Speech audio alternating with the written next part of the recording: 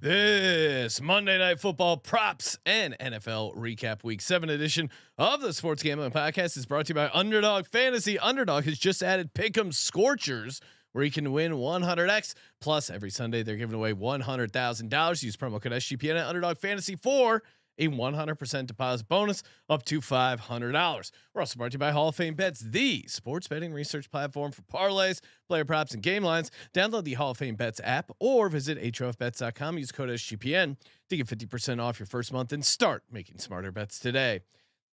The NBA is back, and so is the NBA Gambling Podcast. To celebrate, we're giving away a NBA Gambling Podcast hoodie. Head over to sportsgamblingpodcast.com/NBA Dog for all the details. Hey, everybody. Joe Theismann here. You're listening to SGPN. So do this. Let it ride.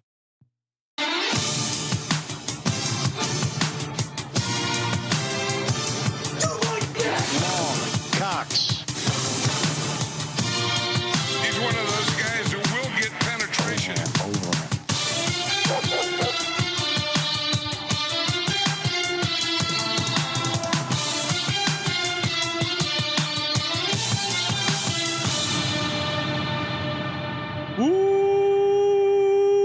Welcome everyone to the Sports Gambling Podcast. I'm Sean, second the money green with my partner in picks, Ryan, Real Money Kramer. What's happening, Kramer? Dog. Oh, cheerio, Sean. Cheerio indeed. You got the Giants jacket feeling on. good. Celebrating win 2. They say if you look good, you feel good. If you feel good, you play good. At least that's what Prime told me. Prime? So I'm feeling good, Sean. And for the second week in a row, it has nothing to do with the New York Football Giants. Ryan, you've been on a heater right now, 10-2 on the week, hitting both your locks, your dog and your tees. We went 4-1 in the Circa Millions. I went 7-5, hit 1-1 on the locks, but hit the money line dog as well with you. I mean, you're 71% on your locks this season. I'm nipping at your heels at 64%. My Philadelphia Eagles take down the mighty Miami Dolphins. Oh, Jalen Hurts can't beat a good team. Jalen Hurts can't get it done. And that proves to be wrong. I'm rocking nice Kelly Green sweatshirt that I got. Shout out to TJ in the research department. This thing is fire. Chat is lit. Yes, Luke. Quid pro quo going on here. Oh, you know how it goes. Do we need a HR investigation? They're gonna fire off an investigation. Kramer, great Sunday. I feel like overall. Excellent Sunday. Of course, there is that one little thing. Yes, that we do have an issue with the Green Bay Packers. Of course, if you listen to the VSiN show, which we highly recommend, I gave out Jake Bobo anytime touchdown over on the VSiN show Friday night. That was pretty fun. That cash. We also Ryan also hit Lamar Jackson first touchdown, 9-1. Nice heater there. And the past 2 weeks, we've gotten our producer Dan a parlay ticket. Kramer, of course, gave him a parlay ticket. That was the same one that he played, which was just short, thanks to the New England Patriots debacle there against the Raiders, costing him $10K personally. I think the one you gave Dan was worth about what, 2,500 something. It would have been nice. It would have been a 25% of that. Yeah, so 2,500. That's a nice Sunday. Oh, nice little stocking stuffer. And then I go, oh, we did Dan wrong. We got him. We got to get him a parlay winner. So essentially, I parlayed our Circa Millions plays and the Green Bay Packers take us down. I had considered, and this is classic gambling, I said to Kramer, why don't I do a Patriots, Giants, Eagles money line parlay? You did say that. I didn't trust my instincts. I didn't trust my gut as a gut handicapper. I should trust my gut. I should trust my instincts. Didn't. And certainly regretted doing that. Instead, got the Green Bay Packers in there. And this is the second week in a row. Not only did I go 5 out of 6 on the parlay segment, Sean, but it's the second week in a row. Had I just parlayed, had I just taken the early window, I went 6 for 6 again. Gross games all over the board, but I even had that thought. I had the thought, do I just do it this week? Cause I would have had it last week. And Sean, as you, and, I didn't want to do this. No one cares, but Because not only I played the goddamn parlay 2 ways. I got $18,000 of parlays right here that lost because of fucking Jordan Love. And then this one, I didn't even talk about this one. I told you on the VSiN show I had a backup parlay. It was a 5-leg money liner, and all that missed. Colts money line. Oh, Did you watch that game? That was also watching Kramer sweat that. Well, and Kramer, I'm not one. I know you don't believe in jinxes, but there was a time where you go, all I need is, because I thought the game was over because they didn't show me the flag with the horseshit PI in the back of the end zone when the ball hit the back of the fucking stadium. So yeah, the fact that I'm still having a great weekend in spite of leaving 10 grand on the table last weekend thanks to Mac fucking Jones and this Sean, no bullshit. Those two. All right, Jordan Love aside, $7K on that bad PI call. Jordan Love owes us about, I think, 19-20 grand. Jordan Love owes me almost 20 grand. No He's bullshit. right up there. He's right up there with Scott Tolzien. Jordan Love, you made powerful enemies in the Sports Gambling Podcast. We'll get to that game. We'll get to all the games. We'll get to the Monday night picks. Maybe we just kick it off with the Sunday night recap. We got to start there. Yeah, no, Eagles get it done, Ryan. No surprise. I don't want to. I said this week, and you sometimes make fun of me when I do this, but I said it. This was not a complicated. No, it week. wasn't. And this was one of the games. What are we doing here? And who was betting the Dolphins? Announce yourself. The only losses I had on the slate, I feel like looking back, are times where I got cute. Detroit +3, that was getting cute. Cleveland -3. I'll say this. Not that it was a bad beat in any way. I'm sure if you were on the Colts, you thought you were had the right side of that, and you did cover, and probably deservedly so. Give me that game with PJ Walker beginning to end, and it feels like a complete different game. You're jumping. But we're jumping ahead, Ryan. Let's just break down the Eagles. Then we'll get to the rest of the recap. And we Monday do have a props. caller. Just wanted to announce who's calling? The X line is open. X line's open. Cousin Mush is here. If we wanted to talk to him. Okay, let's just recap the Eagles game real quick. Then we'll get to Cousin Mush. Eagles 31, Dolphins 17. Yeah, this was just a great win by the Philadelphia Eagles. Statement win by Jalen Hurts, who had gotten banged up a little bit. Put on a knee brace at halftime. Played through the pain. Hit a deep shot to AJ Brown. If you're a Dolphins fan, there were, that one face mask call that wasn't called. Yes, that was a nice no call by the refs. I will say that. But in general, no call for you. Yes, no call for me. But in general, that last drive where they ran the tush push, I think 3 times, aka a normal quarterback sneak, and the Dolphins couldn't stop it. It was electric. That's what football is all about. I'm going to run it right down your throat, and you can't stop it. It's about imposing your will on the other team, and the quarterback sneak is the play that really personifies that. Yeah, it's kind of embarrassing for these other teams, and I think it's not just because of the shove. It makes it unstoppable, and you see that from all these other teams that try and run these plays, and it doesn't work. Yeah, I've already explained it. If you want to go check out, maybe I should do a video for the YouTube and explain why. It's all Kelsey. The second Kelsey's not in there, it's not going to work. Yeah, that would be my bet. I would say that as well, because as kind of the lead arrow in their ability to get the move, and we have to talk about AJ Brown, right? You keep getting mad at me. Oh, great player. We got him in the ETH league. I have, I think 10% of him in Best Ball Mania. Absolutely love AJ Brown. You have been really upset with. Don't love playing him uncorrelated. All right, but yet 5 games in a row with over 125 receiving yards. Nice. He is just. I mean, this is like peak TO. I don't. Dog. And Sean, I know this is going to blow your mind. I bet on the Eagles tonight. Really? I'm very happy right now. My every single piece of Bitcoin that touched it, that went out into the ether came back, plus some, with the exception of the ladders. We'll get to that later.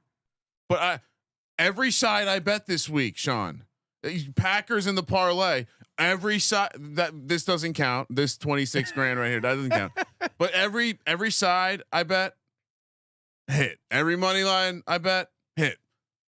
Again, fuck, and I lost 27 grand, and I'm just on fire. I'm fucking on fire. I'm on fire right now. Ryan, it was a very good Sunday in a lot of ways. You know what turned it into a great Sunday? Little Caesars. That's right. Oh, Back by popular demand. You asked for the pretzel crust reads, and Little Caesars delivered. That soft, buttery, golden brown, just these little sprinkles of salt, and that man, the crust just really pops, and those little chunks of salt on the baby soft pretzel crust. It just makes Little Caesars pepperoni pizza that much more delicious. Little Caesars is, of course, the official pizza sponsor of the NFL.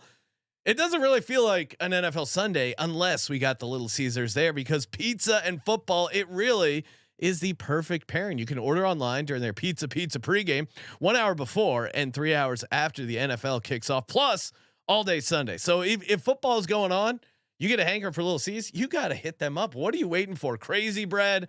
I think as far as if I was in an eating challenge and you were talking about just like a straight poundage of food I could put down, it might be the Little Caesars crazy bread. That stuff goes down very easy. Just putting it down left and right. The sauces are great. Little C's wings. Top it off with some of those chocktastic, whatever you call it. They're just. I mean they had, and we were one of the Little Caesars food scientists who listens to the show reached out and was like, "Hey, I'm glad you really enjoyed the sauces. I actually worked on that." And it really tastes like science is behind it, because I don't know how you could fit that much chocolate, that much delicious salty goodness in the pizza. It really is just a work of art. Make sure you get the delivery for Little Caesars or in-store pizza portal pickup. Grab some friends, enjoy a few slices during the game. Little Caesars pizza. Kramer, let's get to it. Let's get to the X line. Is Cousin Mush on the line? For those who weren't on the pregame show, we had a classic sports talk radio moment where Mush called in, and per Mush, his phone died. I guess we did catch him on the way out. We heard an oh shit. Yeah, I was like, oh crap, and then and then we never heard back from him. Cousin Mush, you're on the SpaceX line. What's happening, man? Good evening. Good morning. Actually, it's past midnight here on the East Coast. I spoke with the good old Cuzzo earlier this evening, and I was pretty hammered at that point. Now I'm just hungover, and I'm tired. You're already switched from drinking buzz to hungover as Sunday turns to Monday. How was your Sunday? He was a plus 250 to make it here, so this is already cash. It's a miracle. And Ryan, everything will be okay, as we discussed earlier. Even when we win, we lose. Oh no, it's okay, because Titletown is back, baby. Patriots. Wait a minute. Hold on. Do not take any of your hard-earned money, even the $27,000 that you unfortunately had to light on fire, and wager it on the New England Patriots ever again. They are the worst team in all of football. Chris Clifford, I'm calling you out. I don't know. Do not think that they're back. Do not. They're terrible. But I had a very good week. The Pats are back. Kramer and I were talking. Not everyone may know Capper's alias. Dewey Sprinkle on the Patriots to win the division, Patriots to win the AFC, because Kramer like 1,000,000 to 1. Kramer was really fired up about that Pats win. It's a baby fucking wheel, man. If you could get the New England Patriots to win the division, it's worth more than any of our Survivor picks that are now worth 7,300. Oh wow! By the way, it's worth more than any of the combinations of us doing well in the actual Circa Millions contest. No, we're not. The New England Patriots will not win another game this year. They're horrifically bad. Will this be Belichick's last season? No. Took He's down the mighty Bills. Staley's getting fired next week, and then he's going to go coach there by week 10.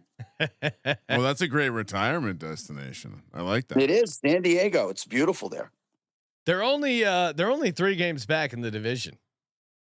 That's like 300 games back for them. It's true. They just did beat the Bills, and they're still 3 games back. Bills 4-3. Oh, the man. Bills 1-2 in the 1-2 in the division. Who could have seen that coming? Right. I will do my best Bill Belichick impression now, and I'll just say after that horrific performance by Pete Carroll today, we're on to week 8. That's all I'm going to say. All right, we're on to week 8. Appreciate you, cousin Mush. Best of luck with the picks. Get that hangover going. Get some electrolytes. Yeah, drink some water. Cousin Mush cracking me up. All right, Kramer, let's get to the recap. Got a lot to recap. Of course, your Atlanta Falcons get the win 16-13 over my Tampa Bay Bucks. Oh man, Atlanta tried so hard to lose this game. Tampa Bay just could not get points when they needed it at the very end of the game. I mean, there were 2 Desmond Ridder fumbles, one at the 1-yard line on a snap, and then the other as he was running in to ice the game, he fumbles it out of the back of the end zone. That was an insane play. I mean, if they even get like somewhat competent quarterback play, the Falcons are like in the talk of like a team to win the conference. I just keep going back to, and who knows what the dynamics were, but if there was any chance to land Lamar Jackson on this team, it's game 7. He's growing. Who, Desmond Ridder? Yeah, he's growing. So you're still on Ridder. I mean, he did get his first road win. The second Hats off fumble to him is just a great. I mean, granted, he probably shouldn't have like started to let up on that last step, but a great play by Winfield. Just to like an all time, just, you know, all right, this kid, his dad played in the NFL, makes sense. But I mean, they went out, they won the game in a game where neither team wanted to win the game. Both teams tried very hard to lose this game. Well, truly, when Baker made that long scramble to on that final drive for them, you thought like, okay, they're going to go in, they're going to punch it in. They just couldn't do anything in the red zone. Both teams couldn't run the ball. Yeah, and shout out to the Falcons defense on the road, played pretty well there. AJ Terrell, with the exception of that one bomb play to Mike Evans, I thought did a decent job enough on him. And to your point, like this Bucks team needs a running game, and I can't tell if it's Rachaad White. I can't tell if it's not Rachaad White. It's got to be someone else. Yeah, I think they need a little bit more of a push. So tough loss there for the Bucks, but and don't look now, but Tyler Algier closing the gap to Bijan Robinson. Bijan Robinson, shout out to the legend Jong, was texting me, F Arthur Smith, clown of the week. He told me to shove Arthur Smith in a locker. Why is he upset about it? Because he played some Bijan player props, and of course Bijan not listed on the injury report. No. Didn't get any. Correct me if I'm wrong. 0 touches. Turns out he had a headache, wasn't feeling good, and told the coach, and the coach said, "Hey, just we'll see how it goes, but get right for next week." No, it was even weirder than that. I believe he went out into the game at the end for a fucking carry, where it was like he hadn't been in the game the whole time. Yes. And then they sent him out there. I believe you had stepped out, and I even said to Decker, like, this is the classic guys coming off the bench and fumbles. And yeah, it was really weird. He got 1 carry. Yeah, I confirmed. I just went and checked. He got 1. Didn't make any sense. The real takeaway here, not that Tyler Algier got he closed the gap by 56 yards. 21 carries for 59 yards. Not very good, but it's a very tough run defense, the Bucks. Yeah. But Cordero Patterson, 10 carries, 56 yards, baby. He's back. It's so funny to see him as a running back. Oh, I do. And I have some of him in best ball. He's an interesting player. I don't have him as a top 10 NFL player like Ryan does, but I do think, and as Serial's pointing out in the YouTube chat, Small Dog Energy by Bijan Robinson. Feel like I was not off on my draft analysis. He had a headache. Chicago, yeah. What is he? He wasn't feeling Zion. I can't have sex tonight. I have a headache. No, this is an NFL game, Bijan Robinson. No, I've played through a lot of different injuries with sex, so you got to figure that out. Yeah, he's one of those guys who will get penetration. Chicago Bears 30, Raiders 12. This was never a game. I'm pissed I didn't have more money on the Bears here. It was kind of scary, but then it just felt so right. Like anyone but Justin Fields. Bajent came in. He looked really good. I played him as my DFS quarterback. There was a number of plays where like they did this pop pass to DJ Moore, which got out at like the half-yard line. There's a world where he really pops in fantasy as well. Deonta Foreman ended up getting that goal line carry. He had three. He ended up having 3 touchdowns. He got a lot of that goal line stuff that Bagent maybe gets on a QB sneak, whatever. There's an alternate world. The Bears defense. I know people maybe thought I was crazy, or maybe it was just a division thing against the Vikings, but the Bears defense played really well. Granted, it was against Brian Hoyer on the road, but the Bears defense played, I thought, a very good game. Special Bagent 17 really came through. Shout out to Collinsworth for stealing our bit. Yes. Shout out to the NBC broadcast for stealing our arm wrestling nugget. And let's see, there's probably one more thing that someone did wrong when it came to the Tyler Bagent. Like, Tyson. Shout out. Sorry, why do we keep calling him calling him Tyler, and then contagious. And then you told you even told me, you go, remember, he's a badass like Tyson, Michael Tyson, like Mike Tyson. Right? But then listen, if they wanted to call it back. Sorry, I have to listen to this. What do you mean by that? You broke back is broken. What a vertebrae or what portion? Spinal. Yeah, sorry. What were you saying about Tyson Bagent? I was saying that a lot of people trying to sound smart tell you about his Division II prowess. Don't tell me he won the Heisman Trophy of Division II. Yes. Tell me he won the Harlan Hill Trophy. Know who which Harlan is Hill like is. The Heisman Trophy, but at the Division II level. Yeah. Also, you could tell people he was a 2-time All-American. If you wanted to sound smart about Tyson Bagent. What would you say? Upgrade over Justin Fields? Yes. I mean, he 100%? felt pressure. He got rid of the ball. He moved around in the pocket. He hit open receivers. This is all the stuff, and he didn't turn it over. I mean, I'll have to double check the box score, but I'm pretty sure he didn't. He looked good. Good win. I mean, obvious. Was that not one of the? We've been doing this for a long time. Yeah. I mean, Brian Hoyer road favorite is all you need to know. We've been doing this for a long time, and this was one of the more obvious. Like there was no version of this show, where I was ever going to take the Bears, or I'm sorry, the Raiders, ever. And like, and the best part about this, he's only 5 wins behind Justin Fields. I know. Justin Fields is in his 3rd year. Justin, take your time rehabbing that thumb injury. Colts 38, Browns 39. Of course, crazy wild ending. Well, you got to figure this out where there's pass interference on completely uncatchable balls.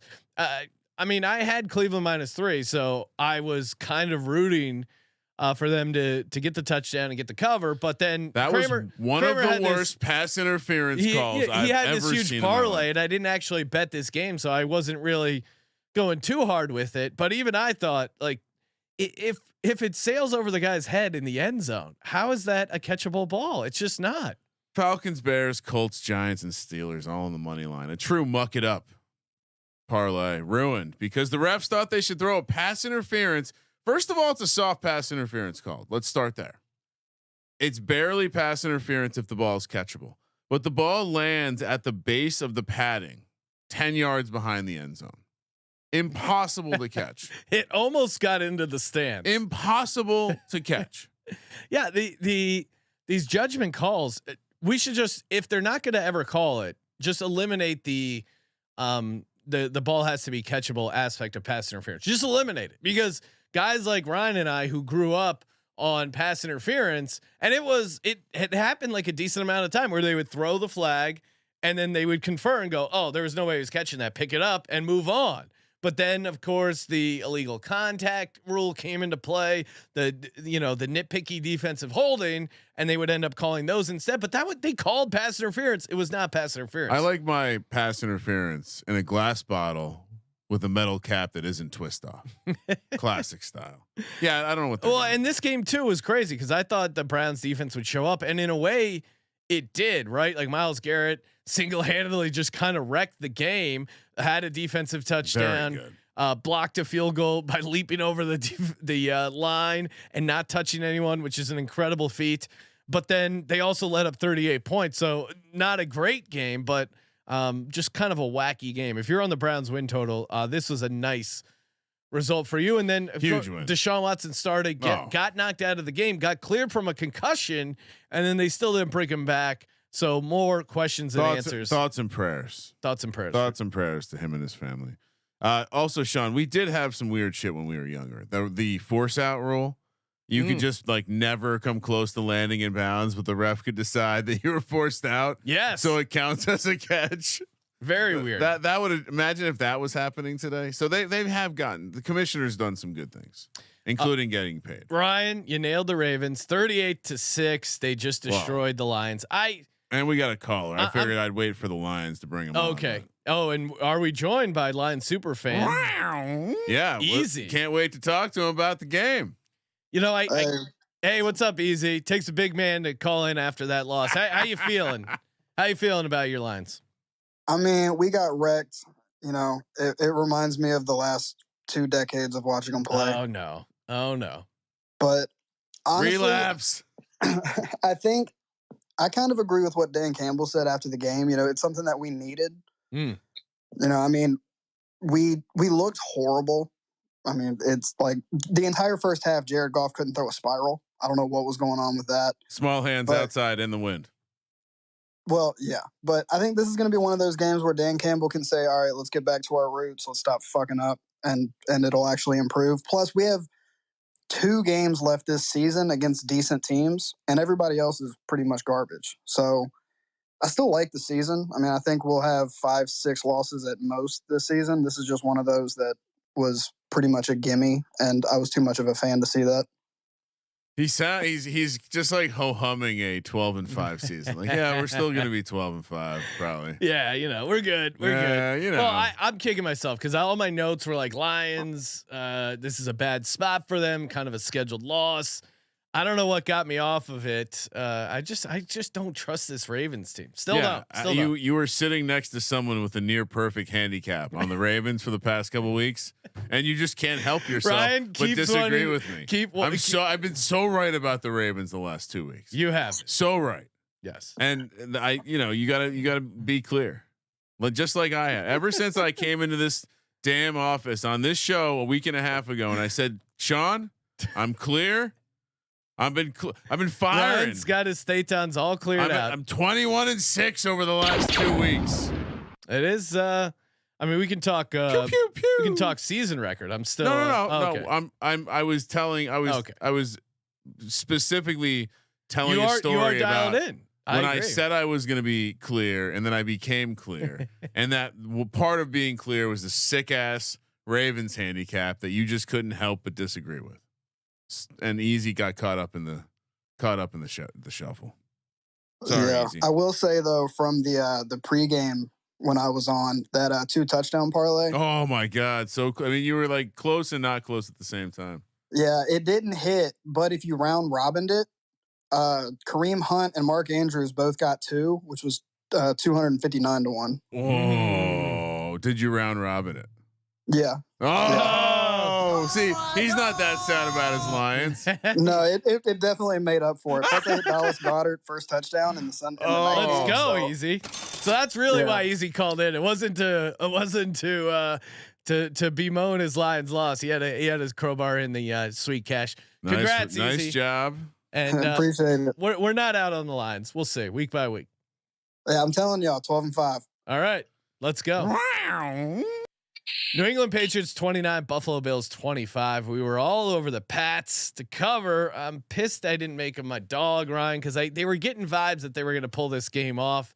Everyone had buried them for dead. We were the only media outlet that was discussing Josh Allen's shoulder injury. So weird. Why does no one that should have been a big thing? No, we don't talk about that. A guy who tries to force the ball. He might be reptilian, maybe that's why. And I said the Zeke ladder. He got to the first part of his ladder. He couldn't get over it. Fat ass. And classic second step. He couldn't get over the second step in classic Zeke fashion. But this feels like more of an outlier. But I think you got to be concerned as a Bills fan. 4-3 right now.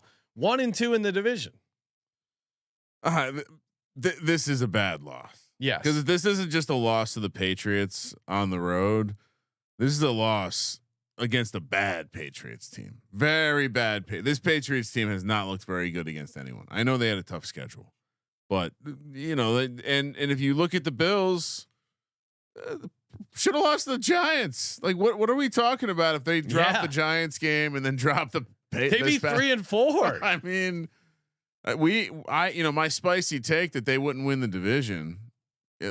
Big weekend or not a great weekend for that, but since the Eagles were going to beat the Dolphins all the time, Bills dropping one, certainly nice to keep this all nice and orderly. Since we're talking about the Bills flustering, any chance we're going back to that division market and looking to bet on someone that isn't the Bills? I am on the Jets to win the AFC East, which maybe we can get you a better price there. Yeah. What is the current AFC East price? Cause I do think that's worth bringing up at this juncture. Cause now, I mean, I imagine the Dolphins minus 180. I got 3-1 in my pocket. No big deal. Bills plus 195. Jets 10-1. Patriots are still 75-1 even after that upset. Oh my God! No one's believing the Patriots hype. Oh, no one. So hats off to the Pats there, and troubling times at Buffalo.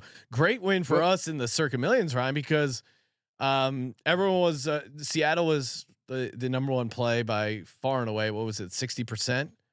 But there were 10%, I think, of the. I'll pull it up. I got it from the morning show. Here we go.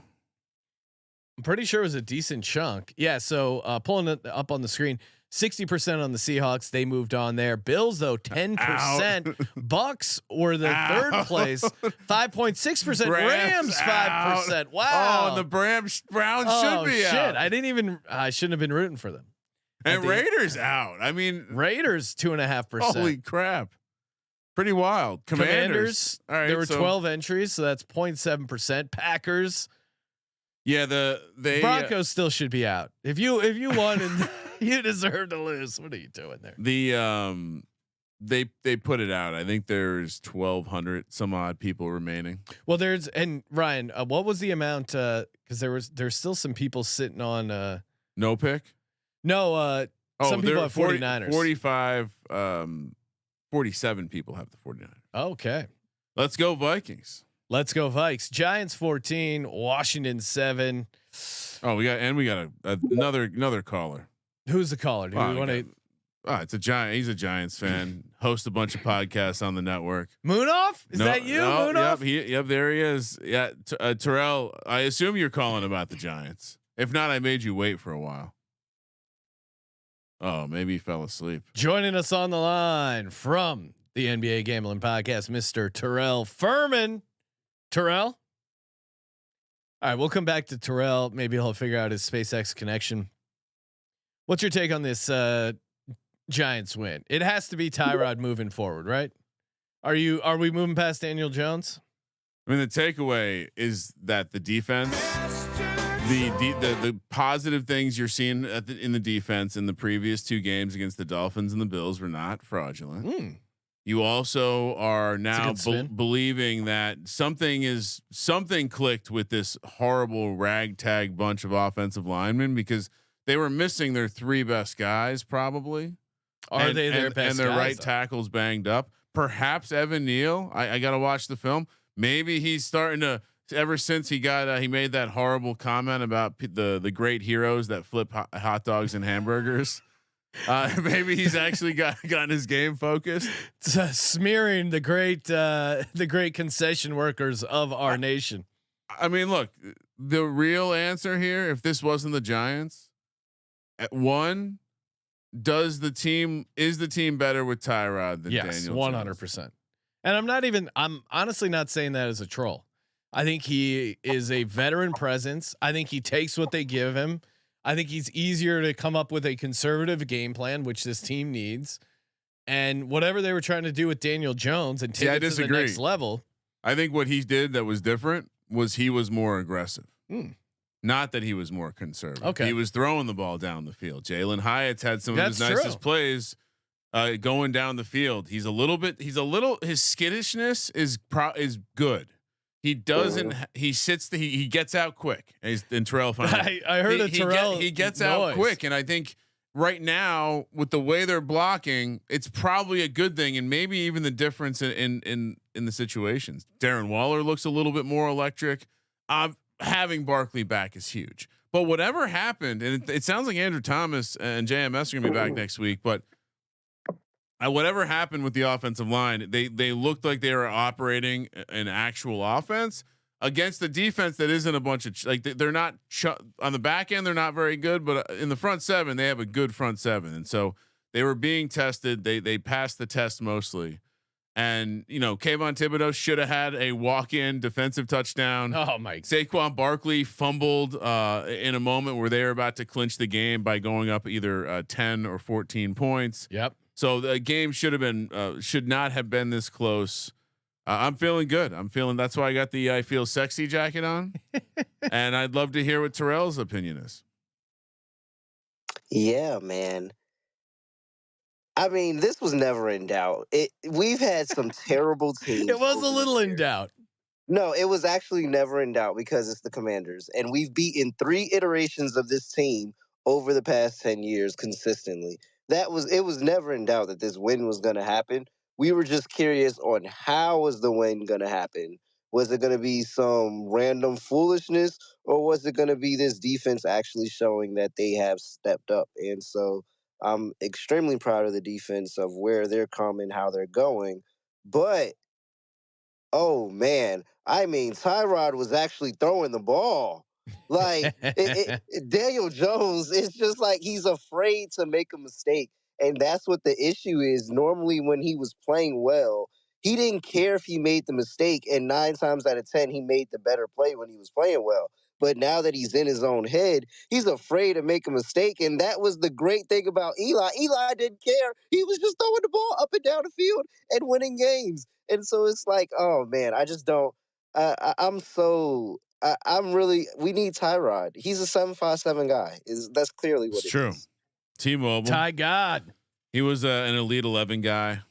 Came to Blacksburg, was supposed to get redshirted, and then Sean Glennon shit all over himself in the first half versus LSU, and they ripped that red shirt off.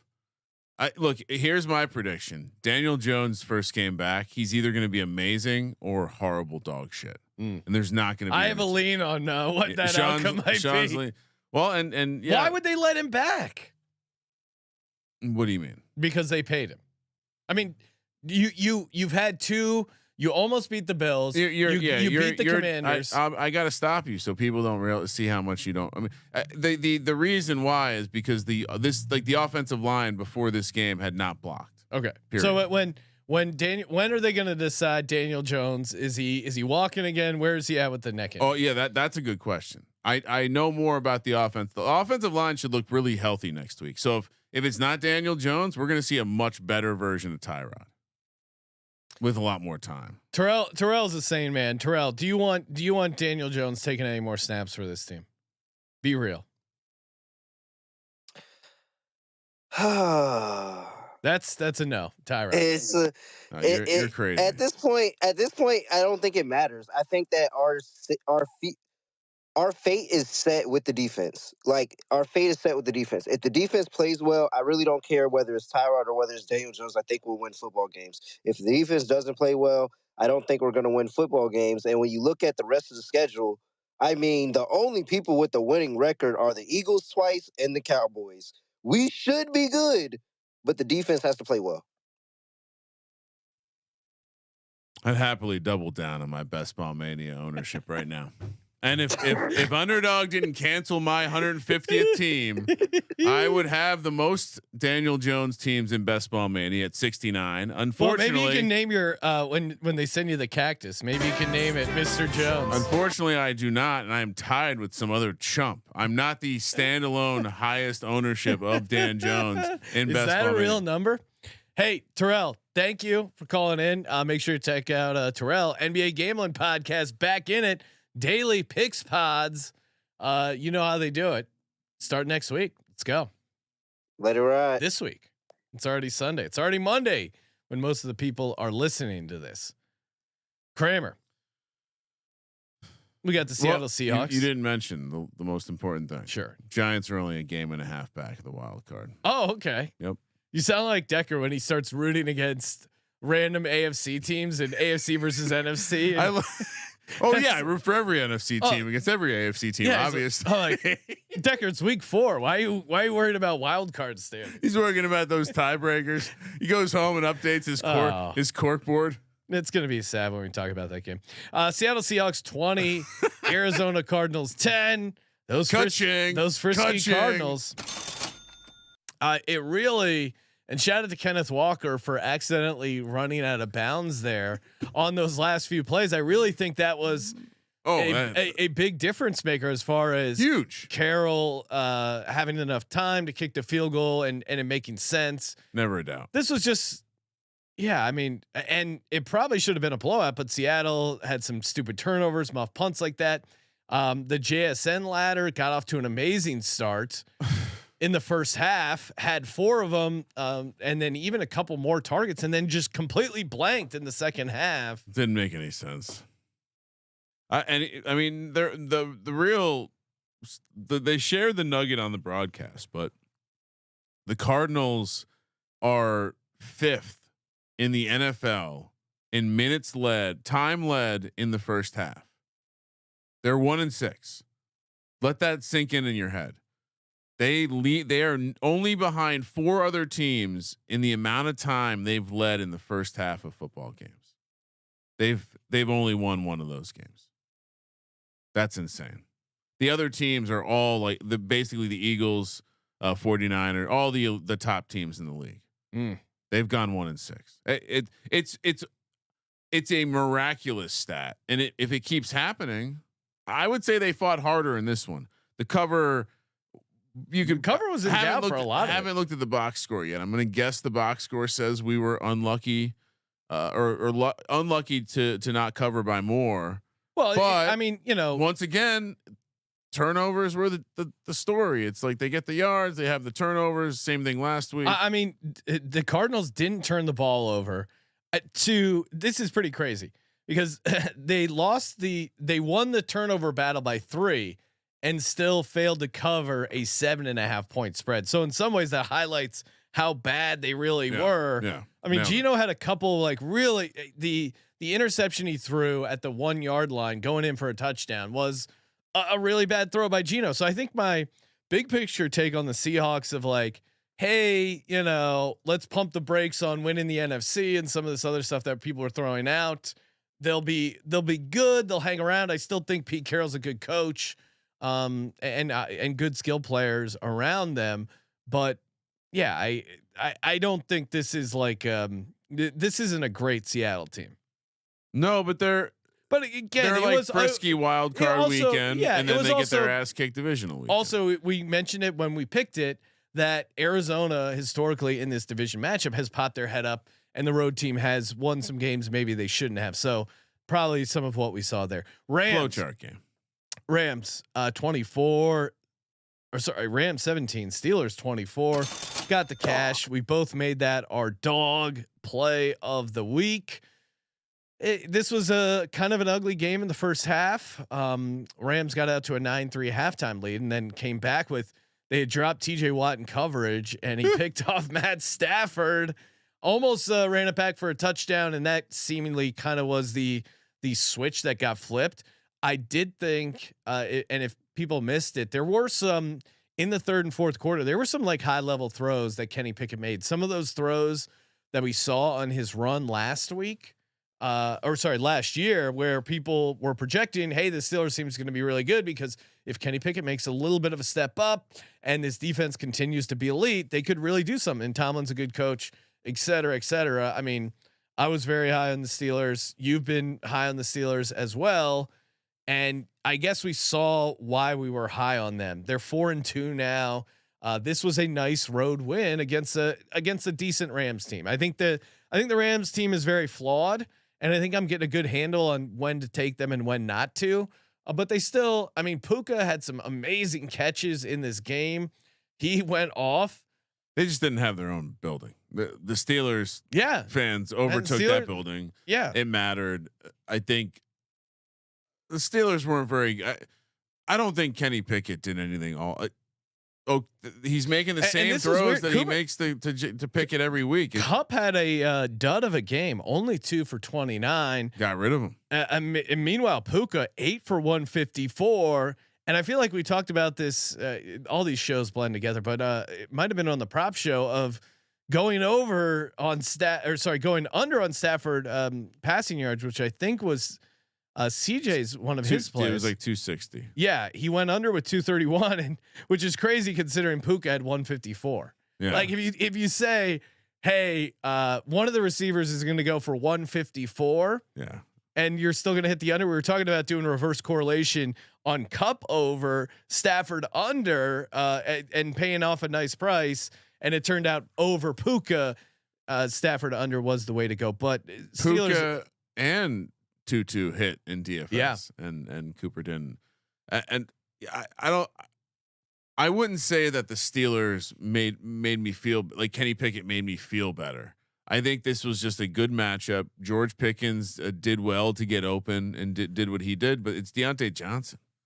That's the difference. He actually gets open. Yeah. Kenny Pickett maybe isn't the best at anticipating, so he needs guys to get open. But I would say there were some nice throws he had to Pickens. Were they just back shoulder throws? There were a couple of back shoulder, but then I thought, especially in that second half, we saw something out of Kenny Pickett that we hadn't seen previously. Pickens went 5 for 107.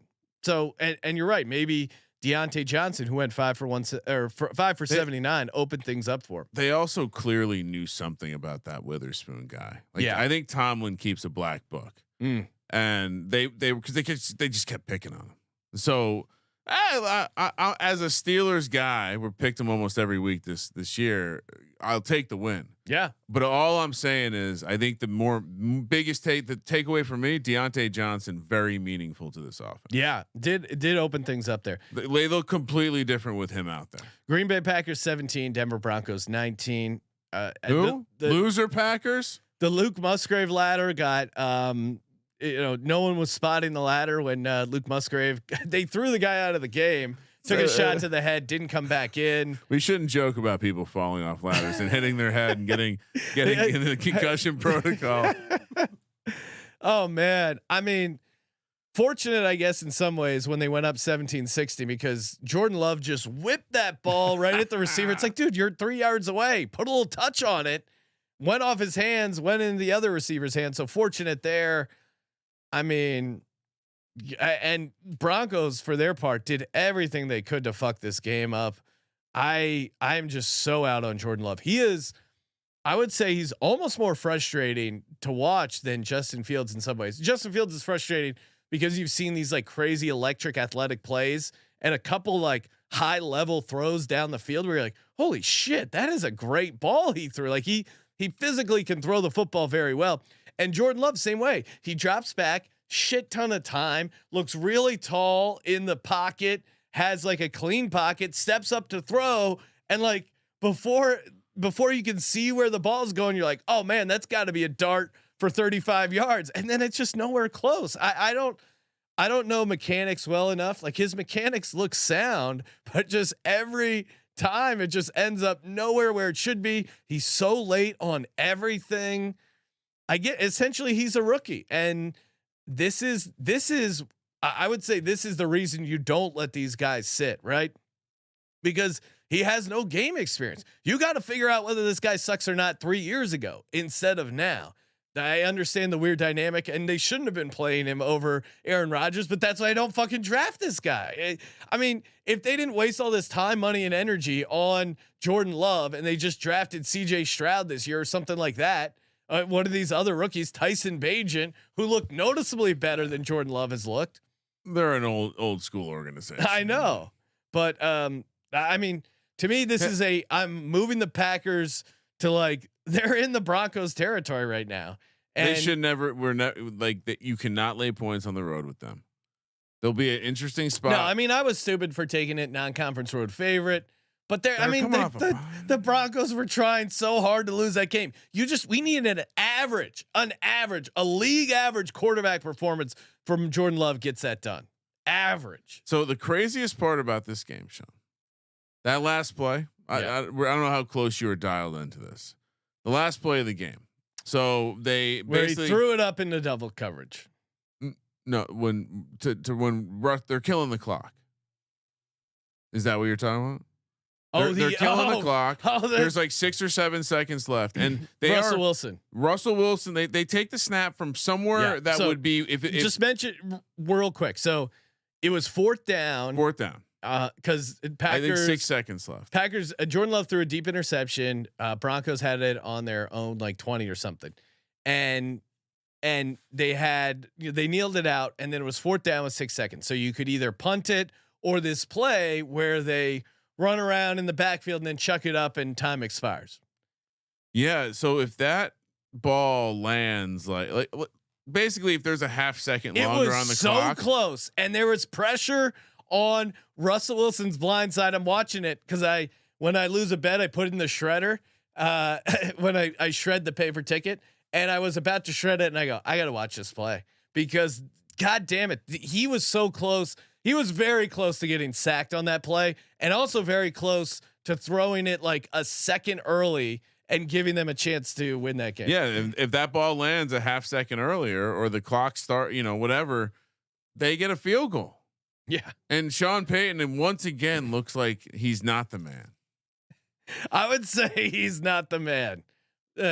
Comfortable in saying that. But yeah, what I mean, again, I lost Thursday Night Football, and the only thing I lost today was this fucking game, and it happened to be the parlays. All these $19,000 Jordan Love owes me.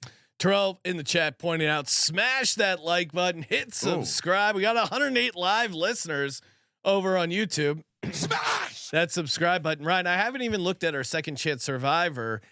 And I don't even know if I should mention this, but if you haven't signed up for the second chance survivor, you technically can get in, I think, for Monday. Yeah. And honestly, it's probably not a bad survivor play to just take the 49ers if you're looking for a chalky entry, because everyone who had the Seattle is moving on.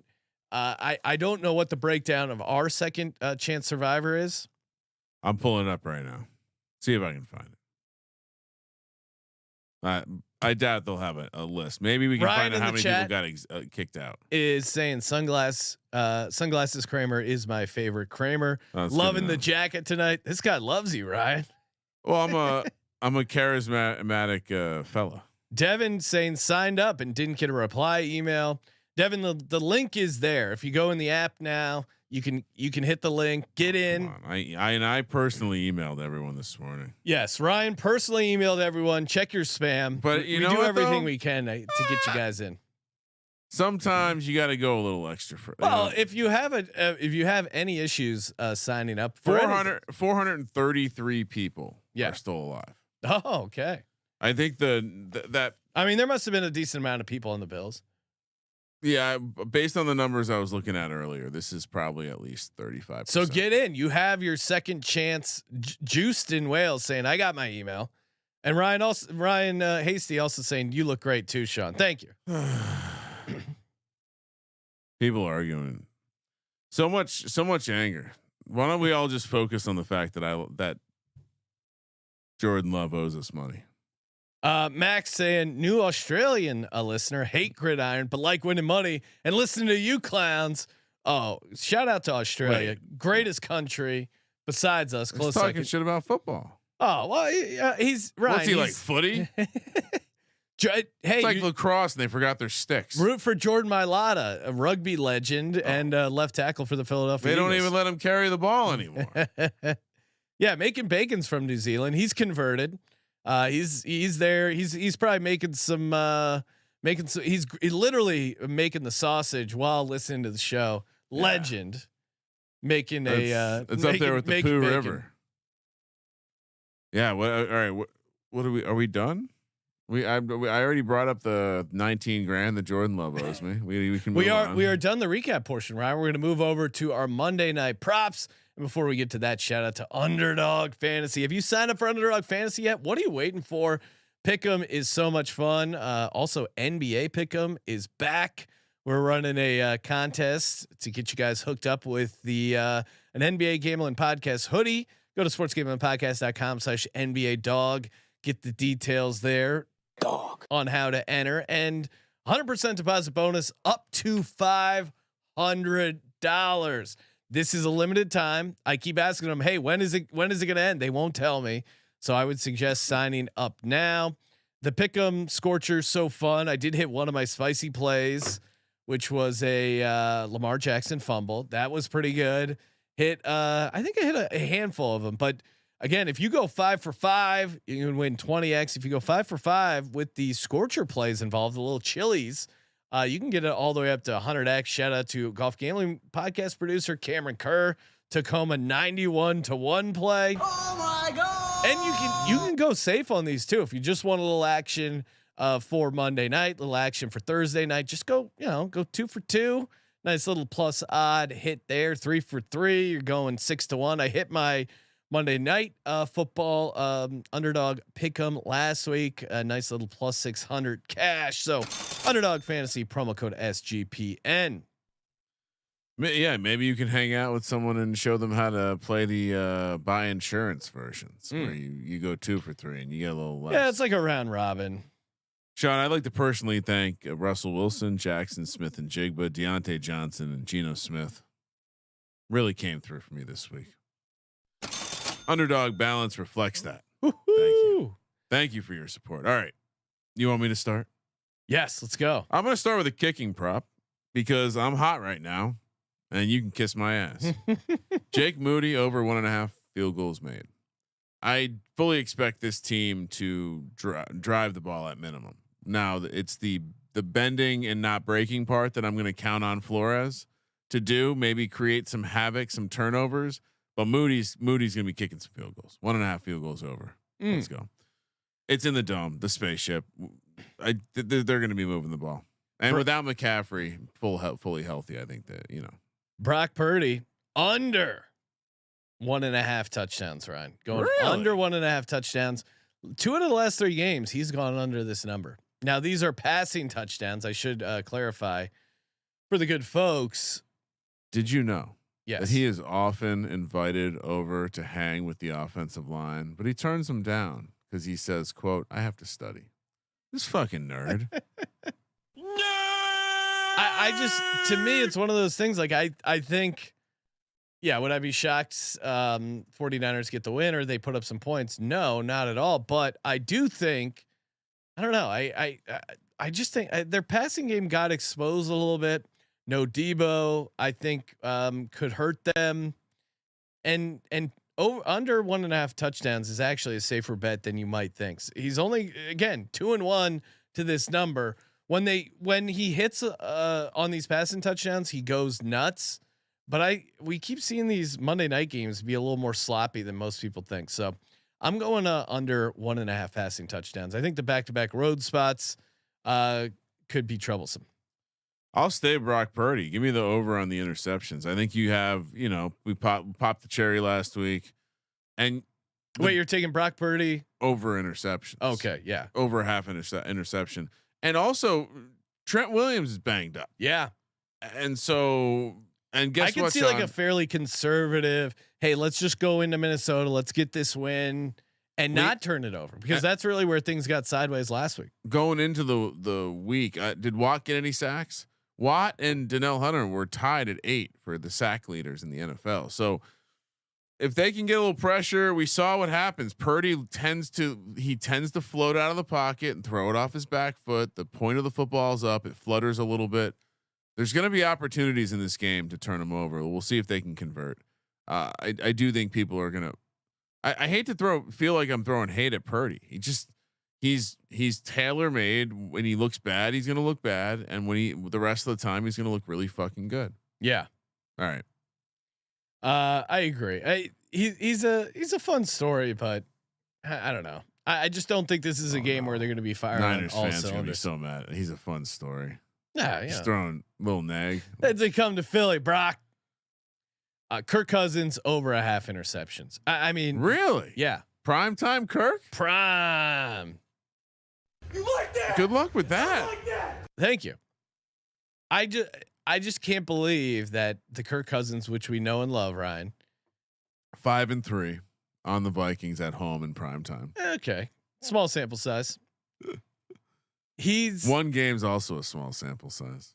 Yeah, he's had 4 interceptions this season, but he hasn't had an interception in the last 2 games. For Kirk Cousins to go 3 games without an interception, to me feels like a statistical improbability. That was nice. It does. Now, it's fun to say that, right? Now I know what you would say. Oh well, it's like a roulette wheel. It doesn't have any memory. Kirk Cousins, the interception machine, it's going to eventually pay out. Much like the Eagles slot machine, which I went on an incredible run. You keep pumping that thing full of dollars, it's going to pay off. Much like the Kirk Cousins interception. He doesn't go 3 games without getting a pick. Give me Kirk Cousins over a half interception. See, I got a better way to play Kirk Cousins. He's going to get some pass rush in this game. It's almost a guarantee. Would you agree? Okay. Weird nugget. Kirk Cousins has gone over his rushing total for all his home games. Is he a turf runner? Perhaps he's just quicker on that home spaceship turf. What is his rushing prop? It's like 3.5 yards. 2.5 yards. Give me the over. He's gonna run. He's one scramble. The problem is with those low ass rushing yards. Kneel downs can crush you. Yes. I'm going over. Yeah. I think he's gonna have like a little 10-yard scramble. Yeah. Cousins gets loose. Guy, he's over all 3 home games. He's over. You know who I'm not enjoying watching? Alexander Madison. Oh no. So glad I have like 0 shares of him in best ball. He was one of those guys. Oh, trust us. He's not one of these dead zone running backs. He's going to be different. He's looked so good when he's filled in for Dalvin Cook. A lot of sharps are on him. 82 carries, 320 yards, 3.9 yards per carry, 0 touchdowns, complete dud in fantasy. Not effective. Just look at him. I mean, he's just applauding against the Bears. 18 for 44, 8 for 26. He did have a couple games where he got 90 yards, but other than that, 8 for 28, 11 for 34. I just don't see much juice in him. And I think with Justin Jefferson being out, it creates more opportunities to bring the safety in the box and load, have him facing a loaded box. He's not a guy who's going to beat that. So yeah, give me under 44.5 rushing yards. And there's always the Cam Akers thing. Like at some point they're going to have to roll the other guys out there, right? You can't keep rolling Madison out there. Again, so how you were so duped. You knew this was the case. You traded Cook.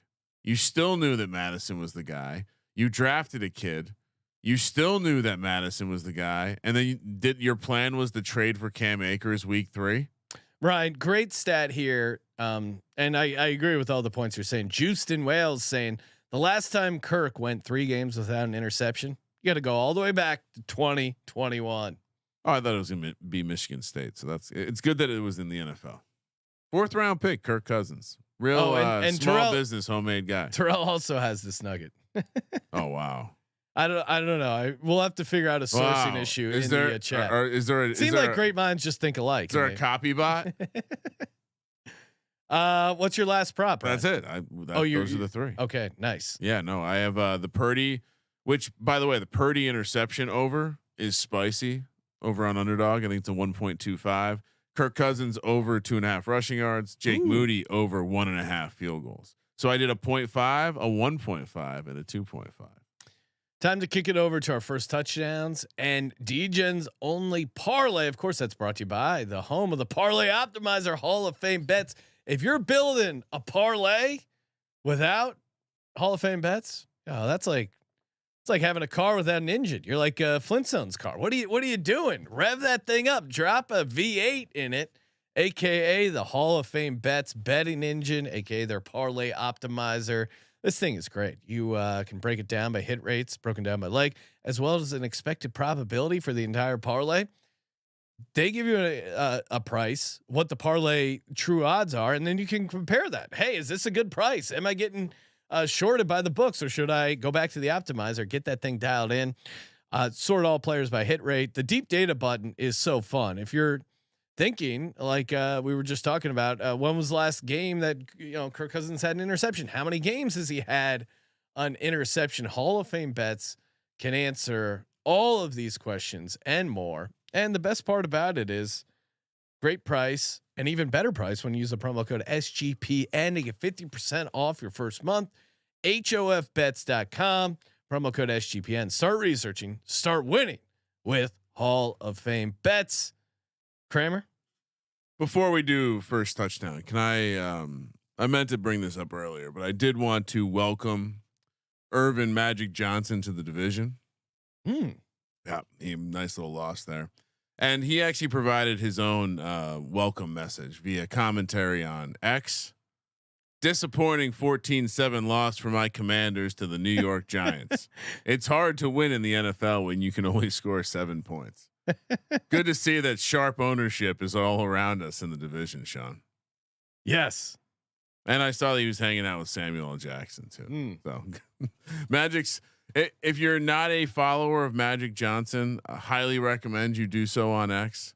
It's one of the better follows out there. No, he's electric. Just excellent dynamic commentary. Really will get you into some deep thinking. Shout out to Brad Martin as well. I saw him in the YouTube chat.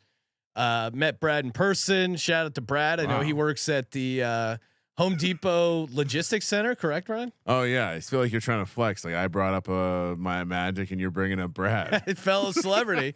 No, because he always said, "Hey, I work at this Kansas City distribution center, Home Depot." Home Depot. He was also hopefully we're not getting him in trouble now. No, I'm sure. Great guy, and then he's always saying you got to make fun of the Chiefs. Call them the Kansas City Queefs. I realize in our game recap, Ryan, we completely walked by the Kansas City Queefs because they're. How do we do that? Well, I was just scrolling through the games and I got so pissed off about the Packers, I jumped ahead. Oh wow! But the Chiefs did win. The Queefs did win, 31-17. Very predictable game. You know, there was Kelsey going. I guess that's why I skipped over it. I didn't really have much to add. Like this was just as advertised. And now Justin Herbert has a losing record as a starter. Right? Yeah, I was just checking oh, that's right. I locked this game up. Yes. Also suggested the spread should be 7. That looks pretty sharp. Herbert's now 27-28 as a starter. What was the mood like? I was not here as the final seconds ticked off the clock. But well, I'll tell you this. Decker did play Patrick Mahomes and Kelsey in his big boy, the DFS contest. So if Kelsey would have got that last touchdown, he would have won the $1,400 instead of our buddy Uncle Ruben. Who was also playing Patrick Mahomes. So he didn't really believe that much in the defense. A lot of yelling at Derwin James. Kenneth Murray seems to be the guy he hates the most. He hates Kenneth besides the coach. And Brandon Staley, he's got to go. Like there's so much talent on this team. It is crazy. I know you're cheap, Dean Spanos. As a fellow guy who likes a good deal, you got to get rid of Brandon Staley. I know it's going to suck to pay someone who's no longer working for you. Been there, but sometimes you just have to eat it. You just do. Owning a business, operating a business. Sometimes you get yourself into a corner where you go, you know what? We're just going to have to eat this cost. It's a sunk cost. You can keep telling yourself, oh no, it'll get fixed. It'll be different. You're just fucked. I've been saying that about Colby for a long time. It's not going to be fixed tomorrow. It's not going to be different. I'm an ECU fan. Check if you're a Patreon listener, you got to listen to the bonus episode with Colby. It was a lot of fun. Just listening to the I am an ECU sound drop was amazing. So Ryan, to get back, I apologize. We jumped over. I am an East Carolina fan. Sorry, I don't know what happened there. First touchdowns. What are we doing here? I was kind of belly aching. I was surprised that I didn't like a lot of the prices because the interesting. Well, what's happened now? You want to see this fucking masterpiece? Okay. Do you want to go first? I'm happy to go. I don't think I'm going to dupe you. No, go. And I think if anything, I'm going to influence you to copy me. All right. First off, let's start with the home team. Okay. Brock Purdy. I think there's some fragility there. They're not the home team, but no, I'm starting with the home team. Brock Purdy. I think there's some fragility, and you rarely see a defense priced at 40-1. Brian Flores coaches an attacking style of defense.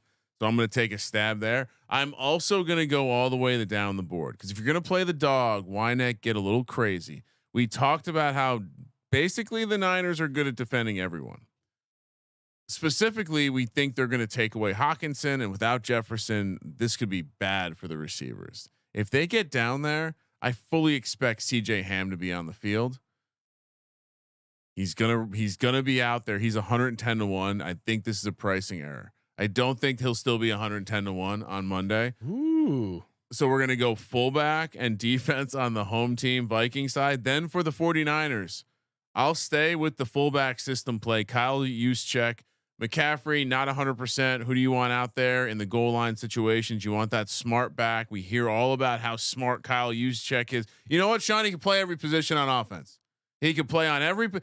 He goes to all the meetings. Like what? He just shows up to the offensive line meeting room, and they're like, "Hey, buddy, you can come hang out." He hangs out with the receivers. It's ridiculous stuff about Kyle. 40 to 1. You love a good fullback at 40 to 1, Sean. And the last one, so obvious. Guess who was getting all the snaps when Debo went out? Guess who was getting all the snaps when Debo was going out? Juwan Jennings. Ray McLeod. Ooh, what's he at? He's 35 to 1. That's another pricing mistake. People are going to wake up and realize that 100%. That's not going to be 35 to 1 tomorrow. He's going to run the Debo role with Debo being out. So 35 to 1. That's not the price of the favorite, a touchdown favorite with a receiver who's going to be on the field in the red zone. Let's go. I unlocked it. My shortest price I just gave you is 35 to 1. You did it. Great angle on Ray McLeod. I'll co-sign that 35 to 1. And I knew you would. And CJ Ham. Oh yeah, you're hamming it up. But then I am also playing both quarterbacks. Brock Purdy 25 to 1. He's due. He is a rushing quarterback. I like this a lot. And then Kirk Cousins. To your point, Ryan, he figures out ways. He had the first touchdown against the Giants in that playoff game. So there is a world, and you stumbled upon a great angle there of him at home. He's a little bit more of a willing rusher. They don't have, if it isn't CJ Ham, it might be Kirk Cousins on a QB sneak at 40 to 1. I'm rolling the dice. So Brock Purdy 25 to 1, Ray McLeod 35, Kirk Cousins 40 to 1, CJ Ham 110 to 1. And be careful. So Ronnie Bell is the Ayuk replacement. But he's only 16 to 1. No, but that's what I'm explaining. Yeah. The price is all messed up. If you go look at snap counts, Ronnie Bell's 2 biggest games were the game and a half where Brandon Ayuk was out and was hurt. You look at Ray McLeod, he has the same exact correlation to Debo Samuel. So I would assume it would be Ray. I'm shocked that they messed this one up. Ronnie Bell, like the prices should probably be flipped around. So I mean, if you like a good value, head on down to Marshall's. Nick Maybe Fortune Ross. saying Juwan Jennings. Yeah, he was right in there at 22 to 1. No, I'll tell you why. You want to know why? He's not getting. He was the close. snaps. Last week, Debo Samuel played 15% of the snaps, then got hurt. From that point on, Ray McLeod played almost 100% of the snaps. He ended up with 71% of the game snaps. I'm right about this one, Sean. Get down on it now. Yeah, and Terrell saying like Ronnie Bell 16 to 1. Yeah, we were the same way. It's just Ronnie Bell. Ronnie Bell only had 2% of the snap share last week, and that was with Debo going down. Kramer, what do you got for the good folks for the D-Gens only parlay? I'm trying to fucking tell you, motherfuckers. Ronnie. All right, so let's just 2 things sound good to you? Yeah. Ray McLeod anytime touchdown. CJ Ham anytime touchdown. 170 to 1. Let's fucking go. Dinner, lunch paid for, and if you want to get frisky, hold on, I stall for me, Sean. Okay, I'm stalling. I'm taking a look at some of the options here on some same game parlays. Right. If we add in the Minnesota money line to that same game parlay that I just said, 500 to 1. But I'm not gonna do that. I didn't want to put a money line in there. So CJ Ham anytime, which by the way, his anytime in the 25 to 1, 28 to 1 in the same game. Okay. Oh my God, this fucking thing came down. No, this is what it was before. 170 to 1. All right, I'll do a simpler version, Ryan. And I'm not. What do you mean? That's 2 things. How could it be simpler? I'm not scared of the Vikings money line. Right. I'll go CJ Ham Vikings money line 47 to 1. That's fun. If CJ Ham scores, we got it. What's CJ Ham 2 touchdowns? Oh, Can we look it up? I would say it's got to be 100-1 because his single touchdown's 25-1. It's usually 2 touchdowns. It's usually 4 times. CJ Ham last touchdown. Oh, that's only 90-1. That's somehow less than the. All right, I'm going to pull this up, and then we can stop. Whoa, 250-1. What is it? 2 touchdowns. Just CJ Ham 2 touchdowns. My Oxy is saying, "Give me the DJ 170-1. That's it. I come here for the 500-1 locks, baby." All right, my Oxy. I'm CJ sorry. Ham 2 touchdowns, 250-1. That's the best we can do. Put it with the what's him 2 right. touchdown and Vikings money line. I'm getting back in the same game. Hold on. They probably don't even offer him. They do. It'll break the machine. No, they it'll offer break it. it. They offer. Don't even give it out. Yeah, people. You're supposed to do responsible gambling. Once you select CJ Ham 2 touchdown, everything else grays. it literally, it does not let you tie it to anything else. Ty Chandler, 2 touchdowns, 200-1. All right, we're getting silly. 170-1. Sorry, that's not big enough for you. Like Sean likes to say, sometimes if it's too big, it will hurt. All right, there you go. We've said all that needs to be said. We will be back Monday night after the Monday night game, talking college football picks. What else? Yeah, college football picks. SportsGamblingPodcast.com/Patreon. Get in, check out that Colby Dan origin story podcast. I think getting a lot of good feedback on that episode.